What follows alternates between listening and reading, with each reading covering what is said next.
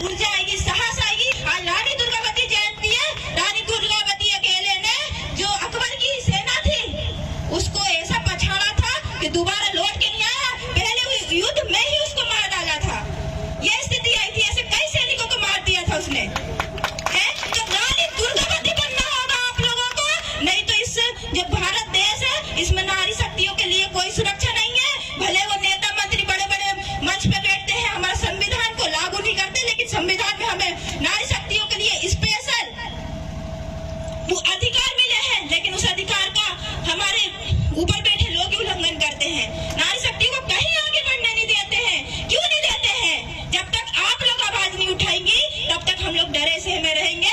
लेकिन आज से आप लोग कसम खा के जाइए कि हम भी कभी भी कोई कार्यक्रम होगा तो रानी दुर्गावती बन के बैठेंगे, काली कंकाली दाई जैसे बन के बैठेंगे, रानी दुर्गावती, कमलावती, माँ सावित्रीबाई फुले जैसे बन के बैठेंगे, जिन्होंने लड़की के लिए पहला विद्यालय खोला था। ऐसी माँ सावित्रीबाई फुले जी को पूजिए आप, जिन्होंने लड़कियों को पढ़ने का अधिकार दिया था।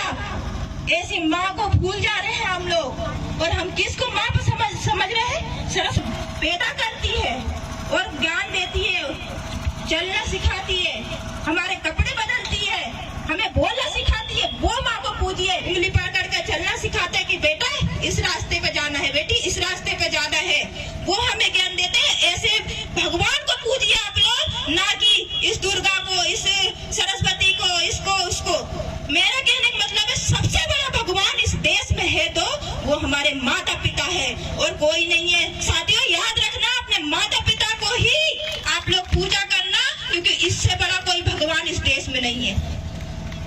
इससे बड़ा कोई भगवान इस देश में नहीं है। जो अपनी माता पिता की सेवा करता है वही आगे चल के आगे बढ़ता है, और वही वो पंडित बोलता है ना स्वर्ग नर्क में जाता है, उसको भी नहीं पता है कि स्वर्ग नर्क में जाते हैं। बल्कि हम ऐसे लोग हैं जो मर के भी जिंदा हो जाते हैं। हम ऐसे समाज से हैं जो मर के भी जिंदा हो जाते हैं। ऐसी किसी समाज में हो तो बताइए आप लोग, है क्या? तो ऐसे समाज के लोग हैं हम। हमें खुशी होनी चाहिए, हमें गर्व होना चाहिए। इस समाज में हम पैदा हुए हैं, इस आदिवासी समाज में पैदा हुए हैं। मैं गर्व से बोलती हूँ, मैं गोंड हूँ, मैं आदिवासी हूँ और आदिवासी की बेटी हूँ, और मैं दहाड़ूंगी भी, और लोगों से जो शोषण अत्याचार करते हैं उनको पछाड़ूंगी भी। तो मैं बस मातृ शक्तियों से, वो जो सियाने लोग बैठे उनके लिए भी बोलूंगी कि आप अपनी बेटियों को, अपनी बीवियों को, जो भी है आपके घर में मातृ शक्तियों को लेकर आइए। ऐसे सामाजिक कार्यक्रम में जोड़िए, ऐसे संगठनों में जोड़िए, तब जाके आपकी बेटी, जैसे आज मैं बोल रही हूँ, मेरे माँ बाप ने मुझे 10-10 दिन मैं घर से बाहर भी रहती हूँ ना, तो सोचिए आप भी एक पिता है। जब आपकी बेटी घर से बाहर होती है तो दिल पे पत्थर रखकर भेजते हैं, कितनी दूर जा रही है लड़की।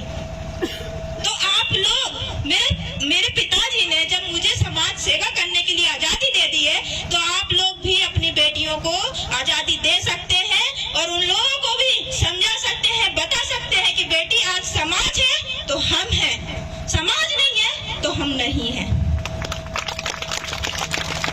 आप लोग बताइए और उनको संस्कृति भी बताइए, क्योंकि ज्यादातर क्या होता है, हमारी जो समाज की लड़कियां हैं, हमारे जो समाज के लड़के हैं, उनको संस्कृति नहीं पता है कि हमें किस गोत्र में शादी करनी है, किस जगह शादी करनी है, किस जगह नहीं करनी। तो वो क्या करते हैं, पंडितों के लड़के से, लड़कियों से शादी करते हैं। क्यों करते हैं? ये नहीं बताने का जो अपने पूर्वज है, मैं उनकी गलती समझती हूँ, क्योंकि वो लोग अपने बच्चों को ये चीज का ज्ञान नहीं देते हैं। यदि आप ज्ञान देने लगे तो कभी पंडितों में या कहीं पे भी शादी नहीं करेंगे, वो सिर्फ अपने समाज में शादी करेंगे और इसके सिवा कहीं शादी नहीं करेंगे। लेकिन आप लोग को बताना पड़ेगा अपनी बेटियों को, क्योंकि हमारा जो व्यवस्था बनी है ना, वो इतनी खूबसूरत व्यवस्था है कि हमें पता होता है कि हमें किस लड़के से शादी करनी है, किससे नहीं करनी, कौन हमारा भाई लग रहा है और कोई हमारा सगा लग रहा है, ये हमें पता होता है। आज मैं उइके की लड़की हूँ, मैं धुर्वे के लड़के से शादी कर सकती हूँ। मैं 6 देव वाली हूँ, मैं 7 देव वाले से शादी कर सकती हूँ। तो मुझे पता है, इसलिए मैं कभी गलती नहीं करूंगी कि मैं अदर कास्ट में जाऊँ, अदर लोगों से शादी करूँ या अदर लोगों के पास जाऊँ। मैं नहीं जाऊंगी, क्योंकि मेरी व्यवस्था इतनी सुंदर है, मेरी संस्कृति इतनी सुंदर है। मैं प्रकृति में रहने वाली लड़की हूँ, मेरा समाज प्रगतिवादी है, समाज प्रगति को पूजने वाला है, किसी पाखंडवाद को बढ़ावा नहीं देता मेरा समाज। लेकिन मेरे समाज को वही जानकारी नहीं होता, तो हम जैसे युवा लोगों को दुख होता है, बहुत ज्यादा दुख होता है कि हमारा समाज आज पाखंडवाद में उलझा पड़ा है, इसके सिवा उसको कुछ नहीं पता। लोग इसी का फायदा उठा रहे हैं और आज वो सत्ता पे बैठे हैं और सत्ता को आज चला रहे हैं और हम गुलाम की जिंदगी जी रहे हैं। क्या आप लोग ऐसे चाहते हैं कि गुलाम की जिंदगी जीना आप लोगों को नहीं चाहते ना? तो क्यों आप लोग अपने वोट को सिर्फ चंद पैसों में बेच देते हैं? एक बोतल आती इतनी बड़ी, उसमें बेच देते हो, एक मुर्गा में बेच देते हो। आप अपने वोट को इतने हल्के में लेते हो।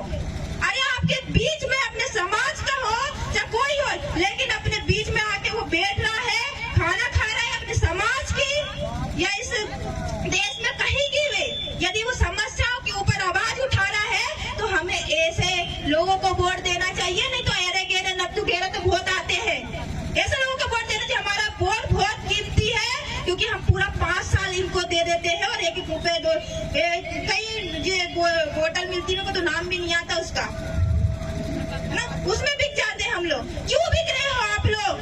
क्या आप लोग सिर्फ इतनी कीमत है आप लोगों की कि आप लोग कुछ एक बोतल में बिक जा रहे हो? यही कीमत है आप लोगों की? ये कीमत है? मुझे शर्म आती है कभी कभी तो कि हमारी वोट की कीमत ये नहीं डाल रहे, क्योंकि सबसे बड़ी ताकत हमारी वोट की ताकत है। हम चाहेंगे तो राजा बना सकते हैं और हम चाहेंगे तो उसको मिट्टी में मिला सकते हैं। साथियों, मिट्टी में मिला सकते हैं, ये हमारी ताकत है। तो आप लोग सोच समझ के ऐसा नेता चुनिए। मैं इसका उदाहरण भी दे देती हूँ आप लोगों को। क्या करते हैं, मतलब कोई भी हो, समाज की बेटी के लिए ये कोई लड़का ढूंढते हैं तो उसको तो बड़ा देखते हैं, यार ये गोरा है कि नहीं, सही से चल रहा है कि नहीं चल रहा है, खाना बना लेता है कि नहीं बना लेता, नौकरी करता है कि नहीं करता, देखते हैं कि नहीं। सभी पिता देखिए अपनी बेटी के लिए लड़का ढूंढेंगे तो देखेंगे कि नहीं, बताइए? देखते हैं ना, सारी खूबी देखते हैं लड़के के अंदर कि हमारी बेटी कैसी खुश होगी यदि हम ऐसी उठा के दे दिए किसी को। देखते हैं ना, बेटा हो या बेटी, उसके लिए लड़का या लड़की आप लोग देखते हैं तो ठोक बीन कर देखते हैं, ऐसे कोई नहीं दे देता उठा के अपनी बेटियों को। तो यही सबसे बड़ा उदाहरण है।